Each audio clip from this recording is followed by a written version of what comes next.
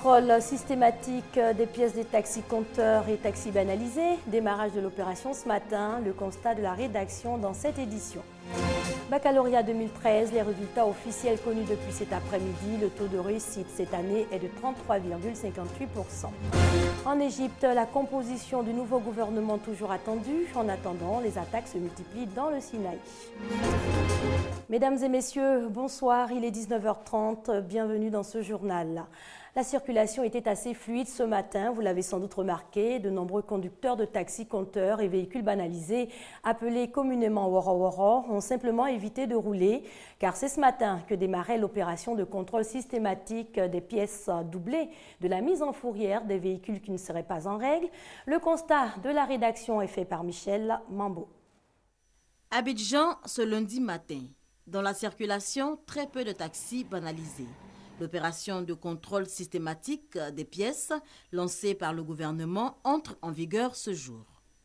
Du célèbre carrefour Lavage à Yopougon à la gare de Woro-Woro à Cocody, le tableau est le même. Plusieurs véhicules stationnés et des chauffeurs qui se tournent les pouces. Situation embarrassante pour les clients. Je suis à Felke, je suis même pas peine d'arriver de Abidjan. J'ai fait un tour à Cocody là pour saluer un parent.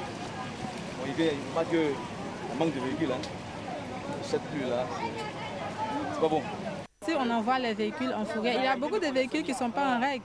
Je pense qu'il doit trouver des formules d'abord pour faciliter aussi les conditions pour avoir les papiers. Pas de saisie comme prévu, mais les conducteurs informés de la menace du gouvernement de mettre en fourrière les véhicules de transport n'étant pas en règle ont préféré ne pas courir le risque. Bon, nous n'avons pas encore vu de corps à pied, mais néanmoins, on a des chauffeurs qui ont garé pour ne pas prendre de risques. Certains ne sont pourtant pas prêts à abdiquer de sitôt. La survie de la famille en dépend. Depuis le matin, je roule. Je n'ai pas de pièces au complet, mais je ne travaille pas. Si je ne travaille pas, je ne peux aller voler. J'ai payé une maison de 19 000 francs.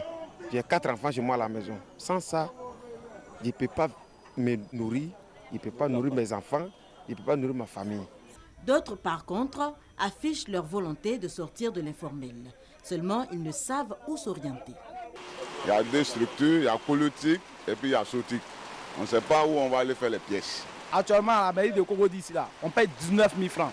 Il y a 9 000 francs qu'on paye aux impôts et 10 000 francs pour avoir la carte de stationnement de l'autre côté. C'est sûr que si on a créé notre structure où on doit payer, par exemple, payer notre assurance, payer nos différentes taxes, c'est sûr qu'on va les payer. L'épée de Damoclès est encore présente.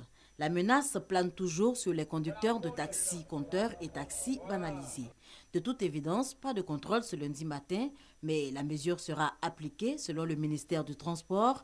Les contrôles seront bel et bien effectués.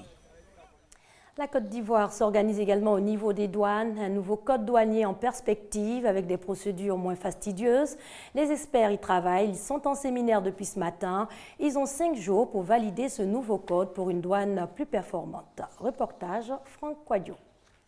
Le code des douanes ivoiriennes, vieux d'une cinquantaine d'années, n'est plus adapté aux normes communautaires et internationales en vigueur. Un toilettage, au dire des acteurs du secteur douanier, s'impose donc. Nous ne sommes plus à l'époque où il faut contraindre, il faut convaincre.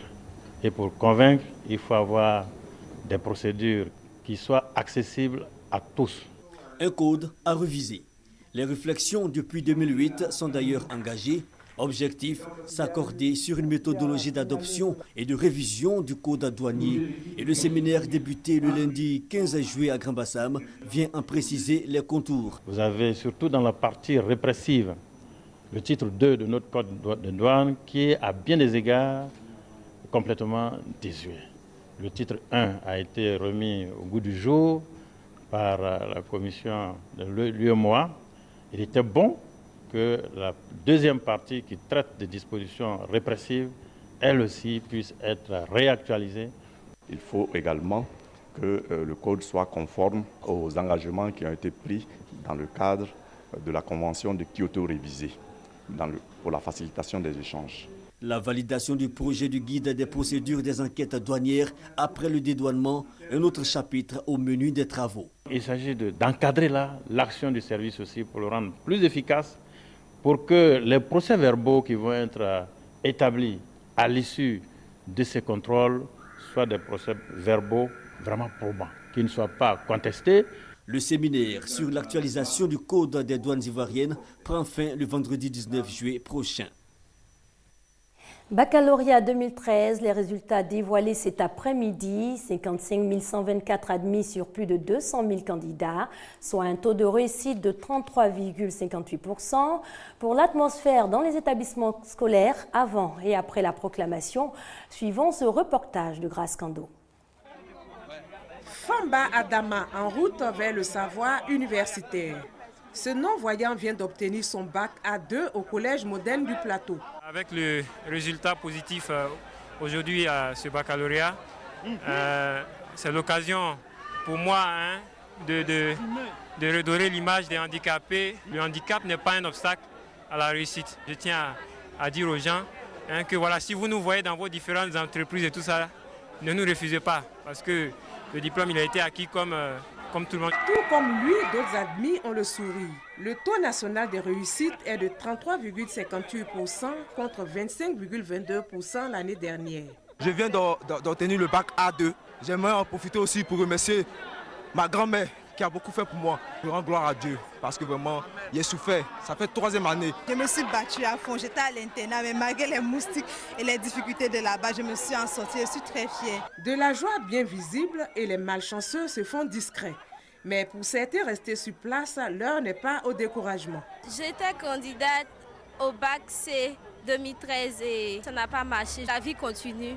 L'année prochaine, j'espère recommencer et avoir mon bac avec la mention. Pour la directrice des examens et concours, le calendrier annuel est respecté et cela justifie le progrès observé cette année au niveau des statistiques. Le pari de normaliser le calendrier annuel des activités scolaires a été gagné. Il a même engendré un déclic au niveau des résultats scolaires qui ont connu une hausse des pourcentages de réussite pour le CEP et entrée en 6e, le BEPC et le baccalauréat session 2013. Les émotions passées placent au retrait des collantes, étape qui met fin aux examens à grand tirage de l'éducation nationale. Lutte contre la pauvreté, l'ONG Fondaka lance un programme d'alphabétisation pour les personnes les plus vulnérables. 6 mois de formation au métier d'éthique et déjà un diplôme. Ce sont 50 femmes et jeunes qui sont heureux de recevoir leur parchemin. Hamza Diaby. Avant le 13 mars 2013, nous ne savions ni lire, ni écrire, ni calculer. Mais aujourd'hui, constatez-le vous-même. 6 mois, c'est le temps qu'il a fallu à cette jeune dame analphabète hier pour savoir lire et écrire. Comme elle, de nombreux jeunes ne sont plus ignorants en la matière. Ils ont également bénéficié d'une formation en technologie de l'information et de la communication, une formation initiée par la Fondation Koné, Lead Africaine et AVFTP. Elle est sanctionnée par un diplôme. C'est le gage, bien sûr, d'une formation réussie, d'une insertion réussie. Disons, l'État à nos côtés, les ONG à nos côtés, et j'espère que demain, disons que nous aurons réinséré des milliers d'Ivoiriens à qui nous donnons la chance, bien sûr, d'avoir de l'emploi. Une formation gratuite offerte aux populations les plus vulnérables, une initiative saluée. Vos actions démontrent votre ferme engagement pour les questions d'emploi au bénéfice de nos populations les plus vulnérables et s'inscrivent dans la mise en œuvre de la politique nationale de l'emploi confiée à plusieurs acteurs, parmi lesquels l'Agence d'études et de promotion de l'emploi, l'AGEP. Lutter contre l'analphabétisme et ainsi aider à la réduction de la pauvreté. La mission de la Fondation Koné. Sa cible, toutes les personnes de couche sociale défavorisées. En bref, en République démocratique du Congo, des combats près de Goma ont fait au moins 130 morts. Depuis dimanche, des rebelles du M23 et des soldats de l'armée régulière s'affrontent. Au Niger, la spéculation plonge les musulmans dans la psychose. En cette période de Ramadan, la surenchère qui s'est emparée des produits de première nécessité en dépit de tous les engagements pris par syndicats et gouvernements font peur, en tout cas aux musulmans. Affluence des jours de fête sur les marchés nigériens. Le ramadan a commencé depuis une semaine et les commerçants en profitent largement. Riz, sucre, légumes, tout est vendu 2 fois plus cher, alors que les familles consomment beaucoup plus pendant ce mois sacré. On ne peut pas imaginer qu'on est dans un pays à 98% musulmans et que c'est maintenant que les prix changent. C'est-à-dire que les vendeurs ont toutes les astuces, tous les moyens de s'expliquer par rapport à la montée des prix.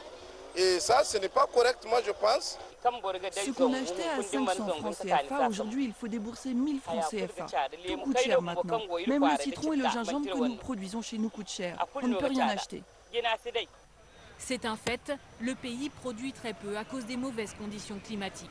L'oignon et le riz nigérien sont pourtant réputés, mais ils sont rares et donc vendus à prix d'or. Impossible de consommer local. Sur les étals, la plupart des céréales et des légumes sont importés. La raison de cette cherté est toute simple. Tous ces produits nous viennent de l'étranger. Par exemple, l'oignon vient du Nigeria. On ne peut consommer notre oignon qui coûte très cher. Alors ce sont les Ivoiriens et les Ghanéens qui nous l'achètent. Une situation encore plus difficile en cette période de Ramadan où traditionnellement les prix flambent. Le gouvernement avait promis d'organiser des ventes à prix modérés pour le sucre et le riz, des promesses qui se font toujours attendre. En Égypte, la composition du nouveau gouvernement toujours attendue. Par ailleurs, à l'est du pays, les attentats se multiplient, notamment dans le Sinaï.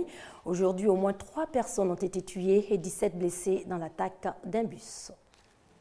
L'Égypte est toujours sous tension et depuis l'éviction du président Morsi le 3 juillet dernier, c'est le Sinaï qui s'enfonce dans la violence.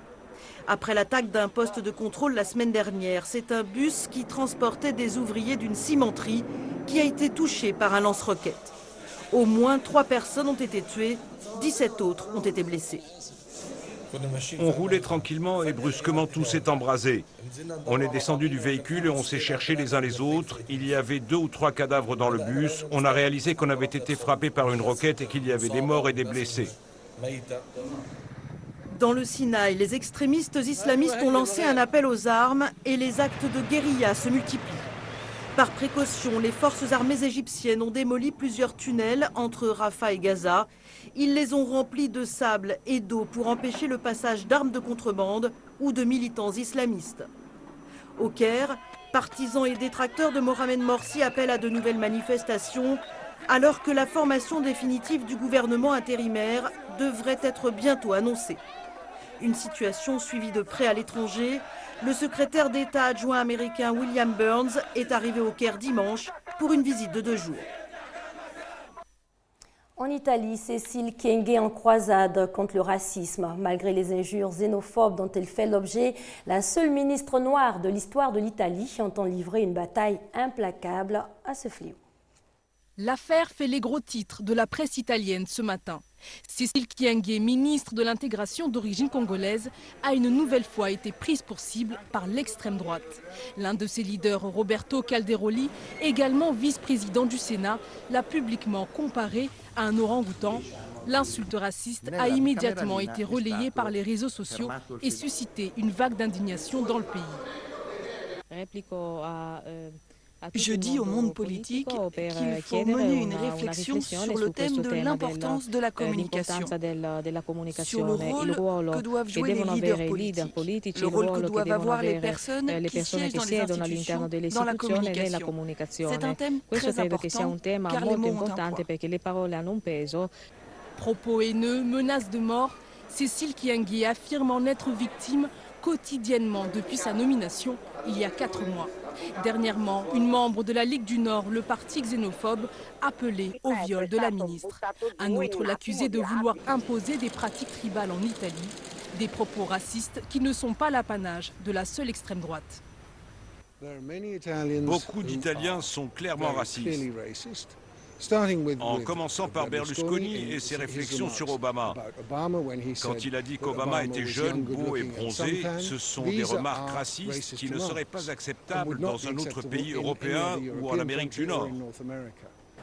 Des attitudes racistes qui se sont multipliées ces dernières années. En 2006, le même Roberto Calderoli avait dû démissionner du gouvernement Berlusconi pour s'être exhibé avec un t-shirt anti-islam. Mais cette fois, le sénateur reste droit dans ses bottes. Il n'a pour le moment pas présenté d'excuses publiques à la ministre. Cette brève avant de terminer, au Zimbabwe, tous les moyens sont bons pour se faire de l'argent. Crier pendant l'accouchement coûte 5 $ d'amende, soit 2500 francs CFA. L'hôpital local qui a mis en place cette taxe de 5 $ par cri a fourni comme explication que les éclats de voix étaient à l'origine des fausses couches. C'est la fin de cette édition. Merci à vous de l'avoir suivi. Je vous souhaite une très bonne soirée sur RTI2.